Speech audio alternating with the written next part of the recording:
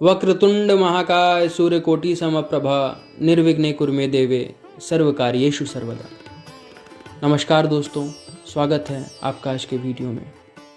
दोस्तों, आज का जो वीडियो है, आज की जो कहानी है, वह नासिक महाराष्ट्र में स्थित 8वें ज्योतिर्लिंग त्र्यंबकेश्वर की है। तो आइए शुरू करते हैं आज का वीडियो। पर उससे पहले आपसे एक निवेदन है, अगर आपने चैनल को अभी तक सब्सक्राइब नहीं करा है तो प्लीज़ चैनल को सब्सक्राइब कर लें और इस रोचक तथा भक्तिपूर्ण कहानी का आनंद लें। पूर्व काल की बात है, गौतम नाम से एक श्रेष्ठ ऋषि रहते थे जिनके परम धार्मिक पत्नी का नाम अहिल्या था। दक्षिण दिशा में जो ब्रह्मगिरी है, वहीं उन्होंने 10,000 वर्षों तक तपस्या की थी। एक समय वहां 100 वर्षों तक भयानक अवर्षण हो गया। सब लोग महान दुख में पड़ गए। उस समय भूतल पर कहीं गीला पत्ता भी नहीं दिखाई देता था। फिर जीवों का आधारभूत जल कहाँ से दृष्टिगोचर होता। उस समय मुनि, मनुष्य, पशु, पक्षी और मृग सब वहां से 10 दिशाओं को चले गए। तब गौतम ऋषि ने 6 महीने तक तप करके वरुण को प्रसन्न किया। वरुण देव ने प्रकट होकर वर मांगने को कहा। ऋषि ने वृष्टि के लिए प्रार्थना की। वरुण देव ने कहा, देवताओं के विधान के विरुद्ध वृष्टि ना करके मैं तुम्हारी इच्छा के अनुसार तुम्हें सदा अक्षय रहने वाला जल देता हूँ। तुम एक गड्ढा तैयार करो।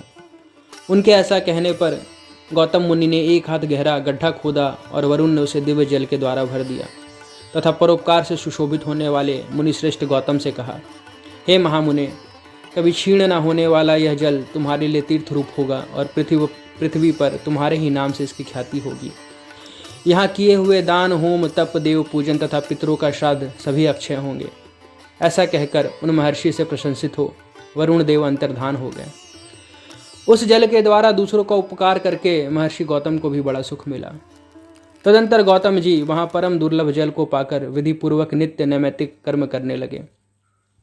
उन मुनीश्वर ने वहां नित्य होम की सिद्धि के लिए धान, जौ और अनेक प्रकार के निवार बो दिए।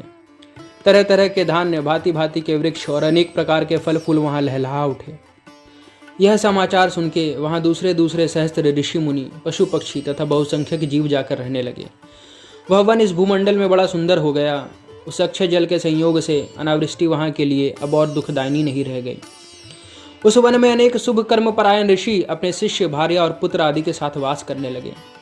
उन्होंने कालक्षेप करने के लिए वहां धान बो दिए। गौतम जी के प्रभाव से उस वन में सब और आनंद छा गया था। एक बार वहां गौतम के आश्रम में जाकर बसे हुए ब्राह्मणों की स्त्रियां जल के प्रसंग को लेकर अहिल्या पर नाराज हो गईं। उन्होंने अपने पतियों को उकसाया। उन लोगों ने गौतम का अनिष्ट करने के लिए गणेश जी की आराधना की।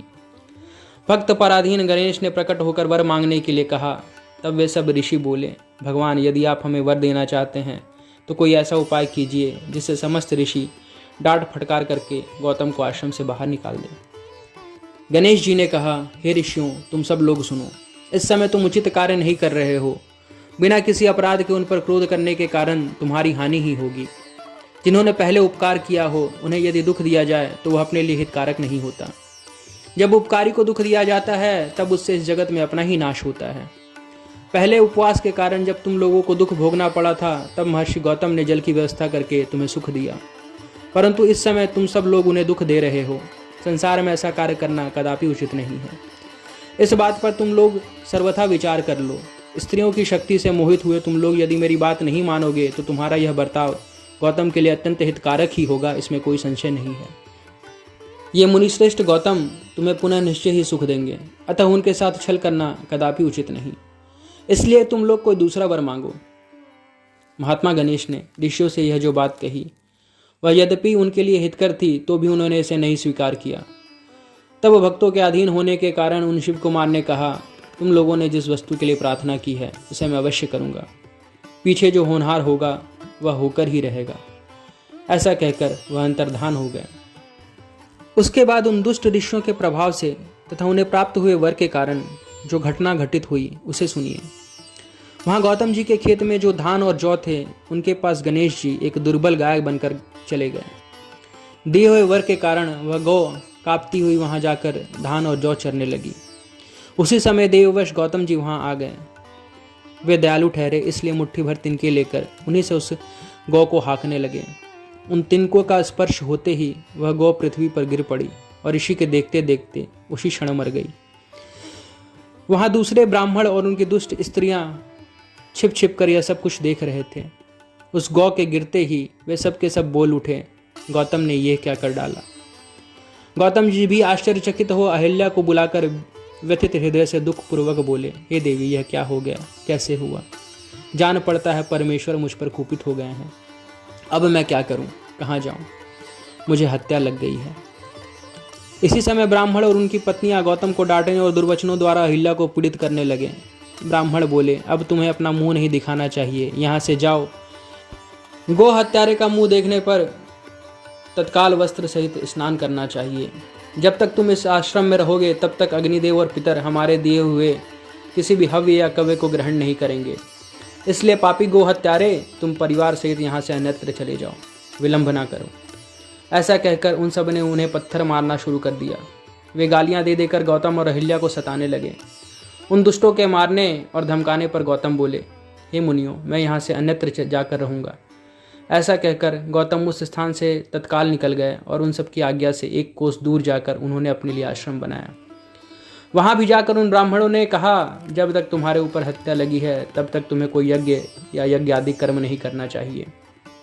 किसी भी वैदिक देव यज्ञ या पितृ यज्ञ के अनुष्ठान का तुम्हें अधिकार नहीं रह गया है। मुनिवर गौतम उनके कथानुसार किसी तरह एक पक्ष बिताकर उस दुख से दुखी हो बारंबार उन मुनियों से अपनी शुद्धि के लिए प्रार्थना करने लगे। उनके दीन भाव से प्रार्थना करने पर उन ब्राह्मणों ने कहा, हे गौतम, तुम अपने पाप को प्रकट करते हुए 3 बार सारी पृथ्वी की परिक्रमा करो, फिर लौटकर यहाँ 1 महीने तक व्रत करो। उसके बाद इस ब्रह्मगिरी की 101 परिक्रमा करने के पश्चात तुम्हारी शुद्धि होगी। अथवा यहाँ गंगा जी को ले आकर उन्हीं के जल से स्नान करो तथा 1 करोड़ पार्थिव लिंग बनाकर महादेव जी की आराधना करो। फिर गंगा में स्नान करने के पश्चात इस पर्वत की 11 बार परिक्रमा करो। तत्पश्चात 100 घड़ों के जल से पार्थिव शिवलिंग को स्नान कराने पर तुम्हारा उद्धार होगा। उन ऋषियों के इस प्रकार कहने पर गौतम ने बहुत अच्छा कहकर उनकी बात मान ली। वे बोले, हे मुनिवरों, मैं आप श्रीमानों की आज्ञा से यहाँ पार्थिव पूजन तथा ब्रह्मगिरी की परिक्रमा करूँगा। ऐसा कहकर मुनिश्रेष्ठ गौतम ने उस पर्वत की परिक्रमा करने के पश्चात पार्थिव लिंगों का निर्माण करके उनका पूजन किया। साध्वी अहिल्या ने भी साथ रहकर वह सब कुछ किया। पत्नी सहित गौतम ऋषि के इस प्रकार आराधना करने पर संतुष्ट हुए भगवान शिव वहाँ शिवा और प्रमथ गणों के साथ प्रकट हो गए। तदंतर प्रसन्न हुए कृपा निधान शंकर ने कहा, हे महामुने, मैं तुम्हारी उत्तम भक्ति से बहुत प्रसन्न हूँ, तुम कोई वर मांगो। उस समय महात्मा शंभु के सुंदर रूप को देखकर आनंदित हुए गौतम ने भक्तिभाव से शंकर को प्रणाम करके उनकी स्तुति की। लंबी स्तुति और प्रणाम करके दोनों हाथ जोड़ के वे उनके सामने खड़े हो गए और बोले, हे देव, मुझे निष्पाप कर दीजिए। भगवान शिव ने कहा, हे मुने, तुम धन्य हो, कृतकृत्य हो और सदा ही निष्पाप हो। इन दुष्टों ने तुम्हारे साथ छल किया है। जगत के लोग तुम्हारे दर्शन से पाप रहित हो जाते हैं, फिर सदा मेरी भक्ति में तत्पर रहने वाले तुम क्या पापी हो? हे मुने, जिन दुरात्माओं ने तुम पर अत्याचार किया है वे ही पापी, दुराचारी और हत्यारे हैं। उनके दर्शन से दूसरे लोग पापिष्ट हो जाएंगे। वे सब के सब कृतज्ञ हैं, उनका कभी उद्धार नहीं हो सकता। महादेव जी की यह बात सुनकर महर्षि गौतम मन ही मन बड़े विस्मित हुए। उन्होंने भक्तिपूर्वक शिव को प्रणाम करके हाथ जोड़ पुनः इस प्रकार कहा। गौतम ऋषि बोले, हे महेश्वर, उन ऋषियों ने तो मेरा बहुत बड़ा उपकार किया है। यदि उन्होंने यह बर्ताव ना किया होता तो मुझे आपका दर्शन कैसे होता। धन्य है वो महर्षि जिन्होंने मेरे लिए परम कल्याणकारी कार्य किया है। उनके इस दुराचार से ही मेरा महान स्वार्थ सिद्ध हुआ है। गौतम जी की यह बात सुनकर महेश्वर बड़े प्रसन्न हुए। उन्होंने गौतम को कृपा दृष्टि से देखकर उन्हें शीघ्र ही यह उत्तर दिया। शिव जी बोले, हे विप्रवर, तुम धन्य हो, सभी ऋषियों में श्रेष्ठतर हो। मैं तुम पर बहुत प्रसन्न हुआ हूँ, ऐसा जानकर तुम मुझसे उत्तम वर मांगो। गौतम जी बोले, हे देवेश, यदि आप प्रसन्न हैं तो मुझे गंगा प्रदान कीजिए और ऐसा करके लोक का महान उपकार कीजिए। आपको मेरा नमस्कार है, नमस्कार है। यह कहकर गौतम ऋषि ने देवेश्वर भगवान शिव के दोनों चरणारविंद पकड़ ली और लोकहित की कामना से उन्हें नमस्कार किया। तब शंकर देव ने पृथ्वी और स्वर्ग के सारभूत जल को निकालकर उन गौतम मुनि को दे दिया। उस समय गंगा जी का जल परम सुंदर स्त्री का रूप धारण करके वहां खड़ा हुआ। तब मुनिवर गौतम ने उन गंगा जी की स्तुति करके उन्हें नमस्कार किया। गौतम बोले, हे गंगे, तुम धन्य हो, कृतकृत्य हो। तुमने संपूर्ण भुवन को पवित्र किया है, इसलिए निश्चित रूप से नरक में गिरते हुए मुझ गौतम को पवित्र करो। तदंतर शिव जी ने गंगा से कहा, हे देवी, तुम मुनि को पवित्र करके और तुरंत वापस ना जाकर वैवस्वत मनु के 28वें कलियुग तक यहाँ रहो। गंगा जी ने कहा, हे महेश्वर, यदि मेरा महात्म सब नदियों से अधिक हो और अंबिका तथा गणों के साथ आप भी यहीं रहे, तभी मैं इस धरातल पर रहूंगी। गंगा जी की यह बात सुनकर भगवान शिव बोले, हे गंगे, तुम धन्य हो, मेरी बात सुनो। मैं तुमसे अलग नहीं हूँ, तथापि मैं तुम्हारे कथन अनुसार यहाँ स्थित रहूंगा, तुम भी यहीं स्थित हो जाओ। अपने स्वामी परमेश्वर शिव की यह बात सुनकर गंगा ने मन ही मन प्रसन्न होकर उनकी भूरी भूरी प्रशंसा की। उसी समय देवता, प्राचीन ऋषि, अनेक उत्तम तीर्थ और नाना प्रकार के क्षेत्र वहां आ पहुंचे। उन सब ने बड़े आदर से जय जयकार करते हुए गौतम, गंगा तथा शिव का पूजन किया। तदंतर उन सब देवताओं ने मस्तक झुका, हाथ जोड़कर उन सब की प्रसन्नता पूर्वक स्तुति की। उस समय प्रसन्न हुई गंगा और गिरीश ने उनसे कहा, हे श्रेष्ठ देवताओं, वर मांगो, तुम्हारा प्रेय करने की इच्छा से वह वर हम तुम्हें देंगे। देवता बोले, हे देवेश्वर, यदि आप संतुष्ट हैं और सरिताओं में श्रेष्ठ गंगा, यदि आप भी प्रसन्न हैं, तो हमारा तथा मनुष्यों का प्रेय करने के लिए आप लोग कृपा पूर्वक यही निवास करें। इस पर गंगा जी बोली, हे देवताओं, फिर तो सबका प्रेय करने के लिए आप लोग स्वयं ही यहाँ क्यों नहीं रह जाते? मैं तो गौतम जी के पाप का प्रलाक्षण करके जैसे आई हूँ उसी तरह लौट जाऊंगी। आपके समाज में यहाँ मेरी कोई विशेषता समझी जाती है, इस बात का पता कैसे लगे? यदि आप यहाँ मेरी विशेषता सिद्ध कर सकें तो मैं अवश्य यहाँ रहूंगी, इसमें संशय नहीं है। तब सब देवताओं ने कहा, सरिताओं में श्रेष्ठ गंगे, सबके परम सुहृद बृहस्पति जी जब जब सिंह राशि पर स्थित होंगे तब तब हम सब लोग यहाँ आया करेंगे, इसमें संशय नहीं है। 11 वर्षों तक लोगों का जो पातक यहाँ प्रलाक्षित होगा, उससे मलिन हो जाने पर हम उसी पाप राशि को धोने के लिए आदर पूर्वक तुम्हारे पास आएंगे। हमने यह सर्वथा सच्ची बात कही है। हे महादेवी, अतः तुमको और भगवान शंकर को समस्त लोकों पर अनुग्रह तथा हमारा प्रेय करने के लिए यहाँ नित्य निवास करना चाहिए। गुरु जब तक सिंह राशि पर रहेंगे तभी तक हम यहाँ निवास करेंगे। उस समय तुम्हारे जल में त्रिकाल स्नान और भगवान शंकर का दर्शन करके हम शुद्ध हो जाएंगे, फिर तुम्हारी आज्ञा लेकर अपने स्थान को लौटेंगे।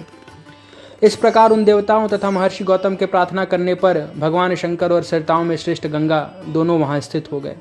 वहाँ की गंगा गौतमी नाम से विख्यात हुई और भगवान शिव का ज्योतिर्मय लिंग त्रयंबक कहलाया।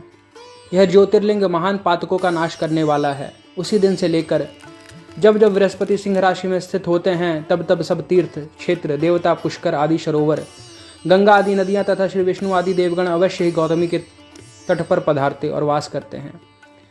वे सब जब तक गौतमी के किनारे रहते हैं तब तक अपने स्थान पर उनका कोई फल नहीं होता। जब वे अपने प्रदेश में लौट आते हैं तभी वहाँ इनके सेवन का फल मिलता है। यह त्रयंबक नाम से प्रसिद्ध ज्योतिर्लिंग गौतमी के तट पर स्थित है और बड़े बड़े पातकों का नाश करने वाला है। जो भक्ति भाव से इस त्रयंबक लिंग का दर्शन, पूजन, स्तवन एवं वंदन करता है वह समस्त पापों से मुक्त हो जाता है। गौतम के द्वारा पूजित त्रयंबक नामक ज्योतिर्लिंग इस लोक में समस्त अभिष्टों को देने वाला तथा परलोक में उत्तम मोक्ष प्रदान करने वाला है। तो दोस्तों, ये थी कहानी नासिक महाराष्ट्र में स्थित 8वें ज्योतिर्लिंग त्र्यंबकेश्वर की। अगली वीडियो में मैं फिर आपके साथ हूँगा देवघर झारखंड में स्थित 9वें ज्योतिर्लिंग वैद्यनाथ धाम की कहानी को लेकर। पर जाने से पहले आपसे एक अनुरोध है, आपसे एक निवेदन है, अगर आपको आज की कहानी पसंद आई हो, अगर आपको आज का वीडियो पसंद आया हो, अगर आपको मेरा काम पसंद आया हो, तो प्लीज़ वीडियो को लाइक करें, चैनल को सब्सक्राइब करें और इस कहानी को ढेर से ढेर लोगों तक पहुंचाएं। वीडियो को शेयर करना ना भूलें। धन्यवाद।